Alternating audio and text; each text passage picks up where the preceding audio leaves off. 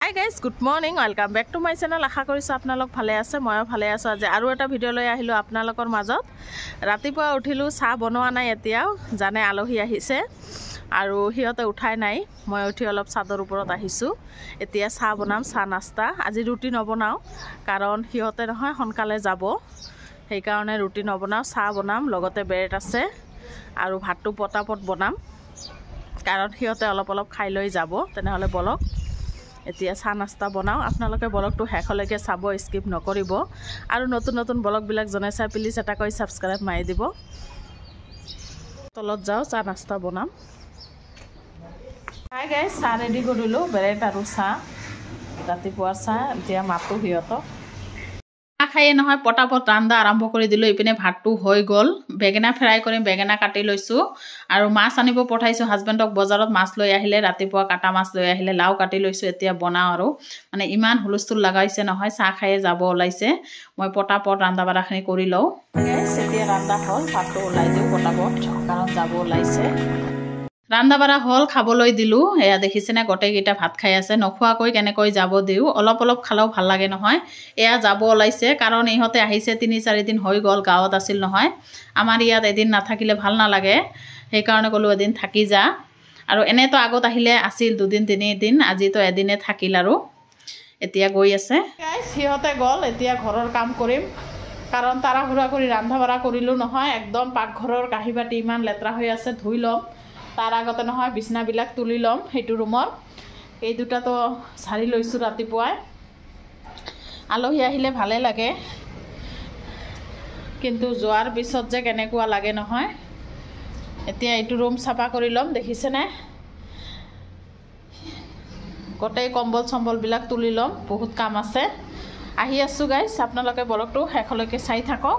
ঠাণ্ডাটোতো ৰাতিপুৱাই হৈছে, সেইকাৰণে কামখিনি লাহে লাহে কৰিলোঁ, গোটেই চাফা চিকনা কৰিলোঁ। আৰু বিছনা তোলোতে মানে 1 ঘণ্টামান সময় গ'ল। ইমান মানে কম্বল চম্বল মানে আছিল নহয়, গোটেইবিলাক চাফা কৰিলোঁ, তুলি থলোঁ। ঘৰ দুৱাৰবিলাক চাফা কৰিলোঁ, গা ধুই ল'লোঁ, কাপোৰ কেইটামান ধুই ল'লোঁ। আলহী আহিলে এনেই ভালে লাগে, আজি কিন্তু বেয়া লাগি আছে, এদিন থাকিল নহয়। এতিয়া আহিছে বান্ধৱী আবেলি সময়, তাৰ লগত অলপ চাহ বনালোঁ আৰু জলকীয়াৰ পকৰা ভাজি ল'লোঁ। তাই আহিলে অলপ দুজনে গল্প চল্প কৰোঁ, চাহ খাওঁ আৰু এয়া আহক দেখাই আছোঁ। তাৰ ফেচটো অলপ দেখাই দিওঁ। তাইও হাঁহি আছে, তাক ক'লোঁ তাৰ ফেচটো অলপ দেখাই দিওঁ। এতিয়া চাহ খালোঁ, চাহ খাই তাই যাব ওলাইছে। সন্ধিয়া আহিলোঁ, সন্ধিয়া মাছ ফ্ৰাই কৰি আছোঁ। ৰাতিপুৱাৰে মাছ আছিল, মানে এনে থৈ দিছিলোঁ, এপিচমান চাটনি বনাম আৰু এইখিনি গৰম কৰি থৈ দিলোঁ। ৰাতি খাবনে নাখাব, কোনে খায় কোনে নাখায় আৰু। Hi guys, good morning. Next দিন আহিলোঁ, ৰাতিপুৱা চাহ খালোঁ ৰুটি দি। এতিয়া 11টামান বাজে, ঘৰৰ কাম চাম হৈ গ'ল। আলহী আহিলেতো জানেই ঘৰৰ মানে পিছদিনা কাম বাঢ়ি যায়।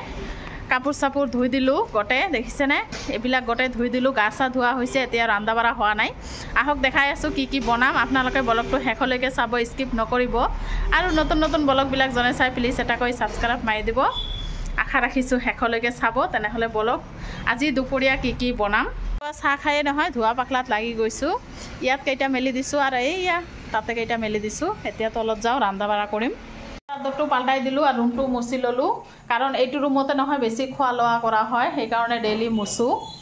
আৰু দুপৰীয়াৰ কাৰণে কি বনাম আহক দেখাই আছোঁ। ভাজি বনাম, ফুলকবি ভাপত দিছিলোঁ, ফুলকবি আলু আৰু উৰহি দি ভাজি বনাম। ইয়াত আছে বিলাহী আলু মাছ বনাম, 4 পিচ মাছ আছে, গাজৰ আৰু তিয়ঁহ চালাড।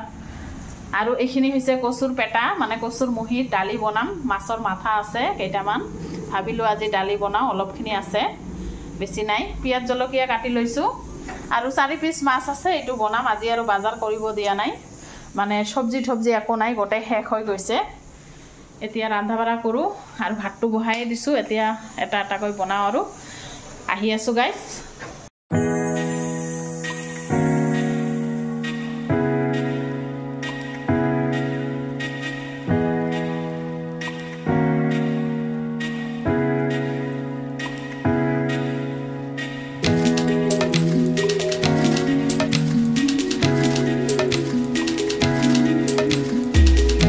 দুপৰীয়া ভাত খালোঁ, ভাত খাই নহয় আবেলিৰ কাম থাকে, বহুত সৰু সুৰা কাম থাকে, কামখিনি কৰি ল'লোঁ। এতিয়া ফুলকবিৰ কেইটামান পকৰা ভাজিম। বহুত দিন ধৰি ভাবি আছোঁ কেইটামান পকৰা খাওঁ, এইবাৰ খোৱাই হোৱা নাই ঠাণ্ডাত। আজি দুপৰীয়া কাটিছিলোঁ নহয় ভাজিৰ কাৰণে, কেইপিচমান থৈছিলোঁ ফুলকবি। এতিয়া বনাম আৰু ল'ৰা আৰু মই আছোঁ। মানে এইবিলাক বস্তু নহয় মানে ঠাণ্ডা দিনত খাই ভাল লাগে।